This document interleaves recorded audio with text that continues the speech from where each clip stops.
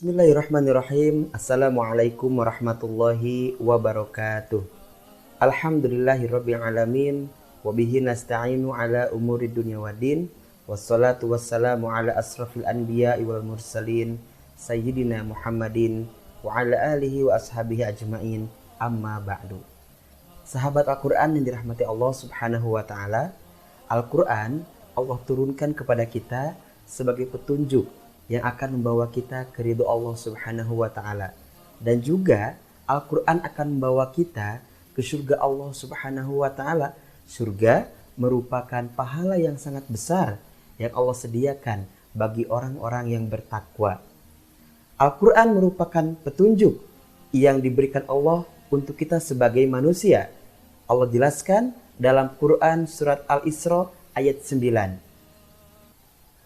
A'udzu billahi minasyaitonir rajim. Inna hadzal qur'ana yahdi lillati hiya aqwam wa yubashshirul mu'minina alladzina ya'maluna as-solihat anna lahum ajran kabira. Inna hadzal qur'ana, sesungguhnya Al-Qur'an inilah yahdi lillati hiya aqwam, yang akan menunjukkan ke jalan yang lurus, wa yubasyirul mu'minin, dan memberikan kabar gembira kepada orang-orang yang mukmin, orang-orang yang beriman kepada Allah dan Rasul-Nya. Apa kabar gembiranya? Anna lahum ajran kabira, sesungguhnya mereka akan mendapatkan pahala yang besar di sisi Allah Subhanahu wa taala. Sahabat yang dirahmati Allah Subhanahu wa taala, kalau kita mengikuti panduan dari Al-Qur'an, petunjuk dari Al-Qur'an, maka kita akan menuju ridho Allah Subhanahu wa taala. Tetapi banyak sekali di kalangan umat muslim, mereka jauh dari Al-Qur'an dengan berbagai macam alasan yang mereka sampaikan. Ada alasan mereka sibuk lah, mereka malu lah, mereka malas lah, atau mungkin ada juga yang menganggap bahwa Al-Quran adalah perkara ataupun pelajaran yang sulit untuk dipelajari. Ternyata hal ini pun bisa kita lihat dalam Al-Quran surat Al-Qamar, bahwa Allah telah memudahkan pembelajaran Al-Quran. Allah Subhanahu wa ta'ala berfirman, A'udzu billahi minasyaitonir rajim, wa laqad yassarnal Qur'ana lidzikri fahal mim muddakir. Sesungguhnya Allah telah mudahkan Al-Quran untuk dipelajari. Yang Allah tanyakan bukan siapa Anda. Yang Allah tanyakan bukan bagaimana keadaan Anda, sibukkah atau santaikah. Tidak. Tapi yang Allah tanyakan adalah fahal mim muddakir, mau atau tidak kita mengambil pelajaran dari Al-Quran. Sejauh kita memiliki keinginan, sejauh kita memiliki kemauan, insya Allah Allah akan hadirkan kemudahan dalam proses membaca ataupun dalam proses belajar membaca Al-Quran. Sahabat yang dirahmati Allah Subhanahu wa taala, kalau kita membaca Al-Quran, kemudian kita disertai, kemudian kita menyertakan pembacaan Al-Quran kita dengan perasaan, tidak sedikit orang itu meneteskan air mata saat membaca Al-Quran. Mengapa? Karena saat membaca Al-Quran mereka menghadirkan perasaan, mereka menghadirkan hati yang tulus, hati yang damai, hati yang ikhlas kepada Allah Subhanahu wa taala. Oleh karena itu, insya Allah pada kesempatan kali ini kita sama-sama akan belajar bagaimana mempelajari bacaan Al-Quran yang disertai dengan perasaan. Tidak hanya kaidah-kaidah yang kita pelajari, tetapi juga insya Allah kaidah ini akan kita aplikasikan dalam perasaan kita, sehingga saat kita membaca Al-Quran, perasaan kita hadir, kekhusyuan kita hadir, dan bacaan Al-Quran kita lebih indah, lebih nyaman, dan lebih menenangkan, insya Allah. Langsung saja ke materi yang pertama terkait pembelajaran bacaan Al-Quran. Sahabat yang dirahmati Allah Subhanahu wa ta'ala, hal yang penting saat kita ingin memperbaiki bacaan Al-Quran kita, maka kita perlu memperhatikan bagaimana cara memanjangkan suara dan juga menahan suara. Untuk materi bagaimana cara memanjangkan suara, itu pun ada kaidahnya.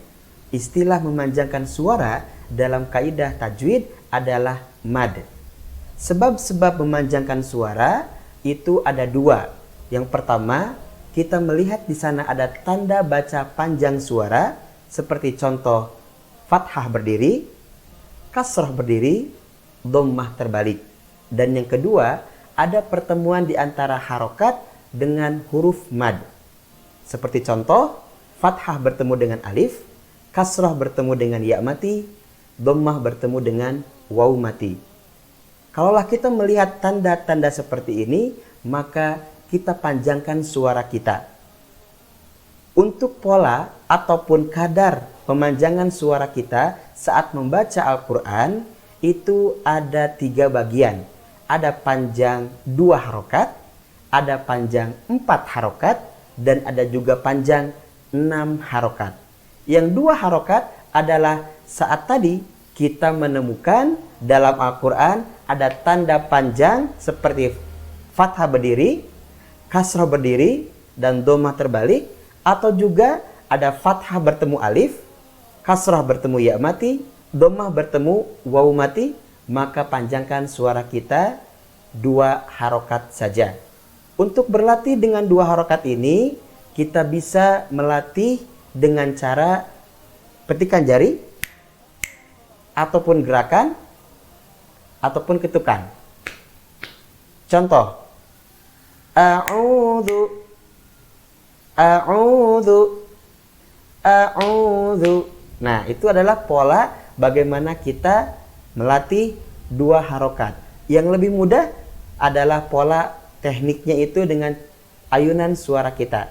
A'udzu billahi minasyaitani ar-rajimi. Itu merupakan latihan saat kita ingin membaca panjang suara selama 2 harokat. Tetapi pada saat kalaulah kita membaca Al-Quran ataupun pada saat sholat, tidak mungkin kan kita menggunakan petikan jari untuk menyesuaikan harokat dengan kadar ukurannya. Misalkan dengan 2 harokat saat kita sholat, tidak mungkin kita memetikan jari. Misalkan Bismillah, saat sholat kan itu tidak baik, tidak boleh juga. Nah, maka kita perlu menghadirkan perasaan. Untuk lebih jelasnya, boleh kita berlatih seperti berikut ini. A, I, U, babi, bu, tati, tu, tati, tu, jaji, ju, ha, hi, hu, kho, khi, khu, dadidu, dadidu, roriru, zazizu, sasisu, shashishu, sasisu, dadidu, qatitu, dhadidu, ai'u, dhaghidhu, fafifu, qaqiqu, kakiku, lalilu, mamimu, naninu, wawiwu, hahihu, yayiyu, yayiyu, yayiyu. Nah, itu dia untuk latihan memanjangkan suara 2 harokat yang disertai dengan perasaan, tanpa kita memetikan jari ataupun juga tanpa kita menggerakkan tangan kita ataupun ketukan ke paha kita ataupun ke yang lainnya. Insya Allah dengan pola seperti itu kita sudah masuk ke kadar ataupun ke ukuran 2 harokat. Demikian materi yang pertama untuk pembelajaran panjang 2 harokat. Insya Allah kita akan sambung kembali ke materi berikutnya bersama saya Agus Salim Hasanuddin.